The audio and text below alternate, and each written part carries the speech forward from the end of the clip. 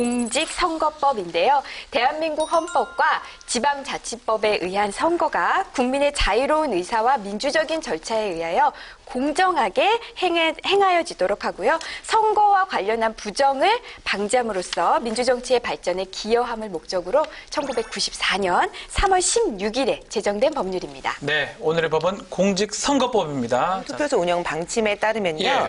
반드시 총선을 위해서 투표소를 방문하실 때에는 반드시 이 마스크를 착용을 하셔야 되고요. 또 현장에 비치되어 있는 손소독제로 손을 소독하시고 위생 장갑도 착용하셔야 됩니다. 자, 사상 유례가 없는 모습입니다. 결국은 코로나19 때문에 마스크, 소독제, 당연히 안전대책을 마련해야 되는데 그것 때문에 마련한 거라고 봐야 되겠죠? 네, 맞습니다. 이 밖에도요. 투표소 입구에서 발열 체크, 이 전담 인력을 배치해서 비접촉식 체온계로 발열 체크도 실시를 하고요. 만일 체온이 37.5도 이상이거나 호흡기에 좀 문제가 있다. 그럴 경우에는 다른 선거인과의 동선이 겹치지 않게끔 별도에 설치된 임시 기표소에서 투표를 하게 됩니다. 이번에 개정되면서 가장 중요한 부분 중에 하나가 선거 연령이 하향됐습니다. 18세. 올해 한 53만 명이 추가가 되죠? 네, 그렇습니다. 같은 고3이어도 그런데 생일에 따라서 또 투표가 할 수도 있고 못할 수도 있습니다. 2002년 4월 16일생까지는 이번 선거 투표 가능합니다. 그런데 4월 17일 이후생들은요, 다음 선거를 기약해야 될 것 같아요. 고등학생들도 선거 관련 교육을 받고 싶어 했습니다.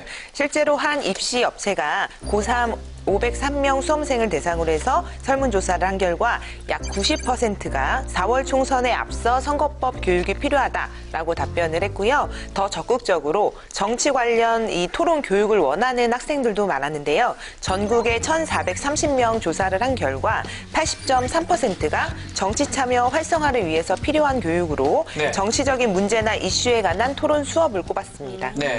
아니, 우리 학생들이 이렇게 똑똑해요. 본인들한테 교육이 필요하다고 시켜달라는 거잖아요.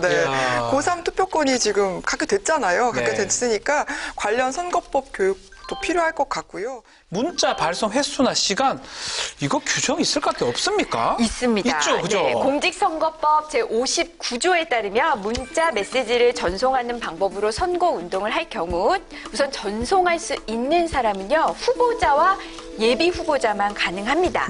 횟수도 8회를 넘을 수가 없어요. 그리고 중앙선거관리위원회 규칙에 따라 신고한 한 개의 전화번호만을 사용해야 합니다. 그래요. 자, 이 얘기 들으면은 스팸 왜 있어? 이런 생각 드실 거예요. 현행법은요, 문자 한 번에 발송할 수 있는 인원 그리고 총 횟수만 규정을 해놨을 뿐이거든요. 시간 제한이 없어요. 그러니까 우리가 밤에도 받고 아침 일찍도 받고 이런 거거든요. 그래서 이런 현상이 발생을 했습니다.